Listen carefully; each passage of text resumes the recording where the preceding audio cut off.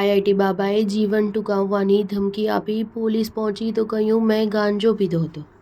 Social media પર IIT બાબાના નામે પ્રખ્યાત અભયસિંહની જયપુર પોલીસે અટકાયત કરી છે। અભયસિંહે સોશિયલ મીડિયા પર આપઘાત કરવાની ધમકી આપી હતી। ત્યારબાદ શિપ્રા પથ પોલીસે રિદ્ધિ સિદ્ધિ પાર્ક ક્લાસિક હોટેલ પહોંચી આઈઆઈટી બાબાની અટકાયત કરી લીધી છે। મળતી માહિતી મુજબ આ દરમિયાન અભયસિંહ પાસેથી ગાંજો મળી આવ્યો હતો, જેથી તેના પર એનડીપીએસ એક્ટ હેઠળ કાર્યવાહી થઈ શકે છે। હાલ પોલીસે સમગ્ર મામલે આઈઆઈટી બાબાની પૂછપરછ કરી છે। જો કે આ મામલે આઈઆઈટી બાબાએ આપઘાતવાળી વાતને ફેક ન્યૂઝ જણાવી છે। તેમણે કહ્યું કે ગાંજાને લઈને ફરિયાદ નોંધવામાં આવી હતી અને જામીન પર છોડી દેવામાં આવ્યો છે। મને તરત જ જામીન મળી ગઈ છે અને આપઘાત મામલે મેં ફક્ત એટલું જ લખ્યું હતું કે હું સંસારમાં ફક્ત મહાદેવને પ્રેમ કરું છું, બીજું કોઈ નથી મારા જીવનમાં। સ્ટાર ન્યૂઝ 7 હંમેશા સચ્ચાઈની સાથે।